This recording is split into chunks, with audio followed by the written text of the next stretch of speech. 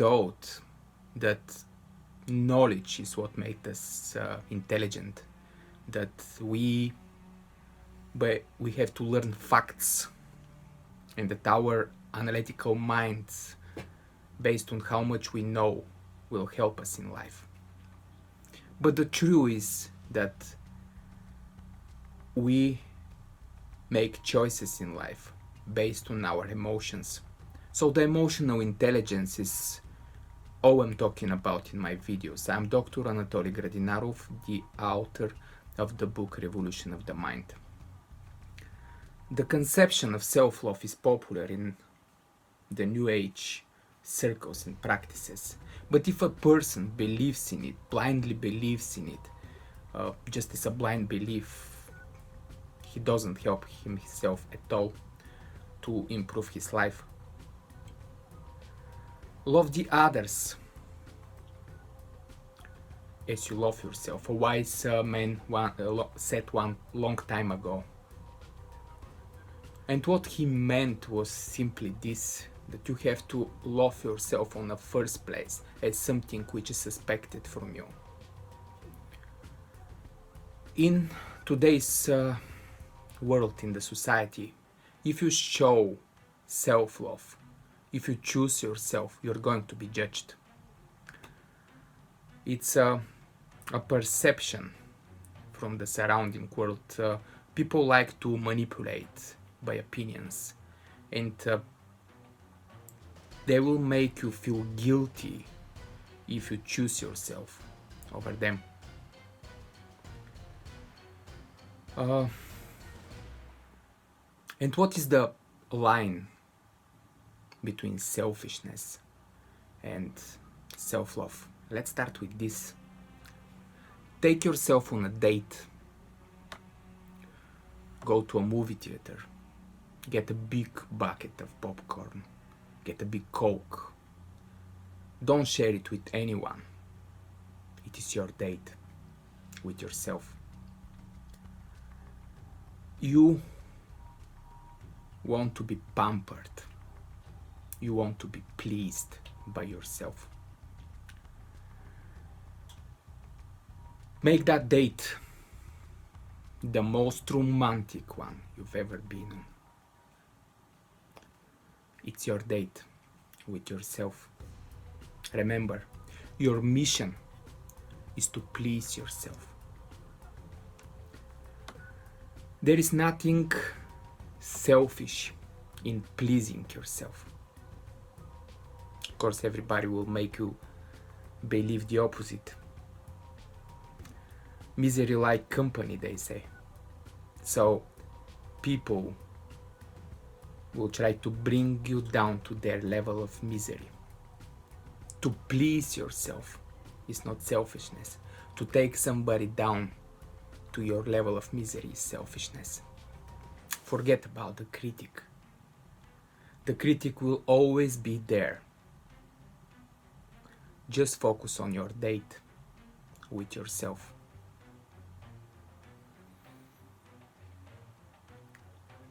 You know well how you feel around miserable people, and you know very well how you feel about highly positive people. The miserable people are bringing you down. The highly positive people will lift you up. This is what you're looking for. You're looking for that higher vibe. And that can happen only if you love yourself unconditionally and please yourself and enjoy yourself and feel the joy. Make that date never-ending date. Make it a perception. Be aware of your relationship with yourself. Do you like to please yourself? Or you will please the others and ignore yourself? Do you be aware of your self-worthiness? Are the people around you making you feel unworthy? If yes, what are you going to do with these relationships? Do you believe that you deserve happiness? Or you're holding to a story in your mind about what a victim you are, how somebody did something to you in the past and you cannot let go? Do you forgive yourself every time? Or you are holding to the idea of a failure? Are you like most of the grown-ups which follow a belief system about wrong and right, just like robots? Or you're like the child, you're like a child which can forgive and forget in 5 minutes?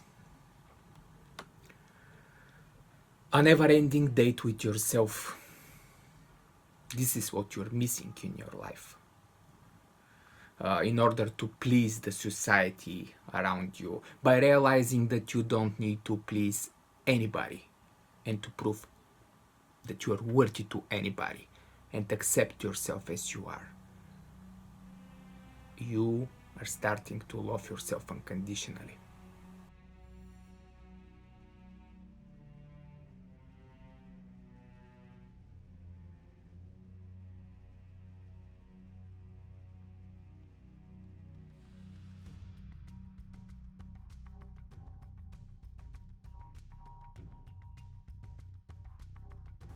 You know very well how many times a day you have these feelings that you have a wonderful idea of about something and you're like, oh, I have to do this or I have to do that, and you are like excited for a moment, and somehow on the next day you don't even remember about these ideas. Write them down. That's like a plan in your mind. It's a task which, by writing down, you are putting an extra effort, and it's easier to put action about it after that. Short time plans, what you're gonna do next day. If you're struggling with that discipline, that's the perfect way to do it. Simply write down the whole plan, put it on the table next to you when you wake up so you can see it. Long-term goals, same thing. Make sure you write down everything. Put it on the wall next to you. See it every day. Remind yourself every day that that idea is there waiting for you. That's how you work on your subconscious. Our subconscious is the memory bank. Everything that we see goes there. By reminding yourself, you're keeping the idea alive. If you don't, it will go away. You will go back to your comfort zone and you will continue with your laziness. Build the pause and plan response habit. Now, the way we react to the world is habitual. I mean, it's based on habit. Most of the times, we copy and paste habits from our surroundings. Could be parent, could be bigger brother or sister, could be somebody that we admire, but we simply copy and paste this. So your response can be changed again as a habit. If you pause before the reaction, because basically your response is a reaction, if you pause, you have the time to calm down emotionally and take a clear decision based on facts.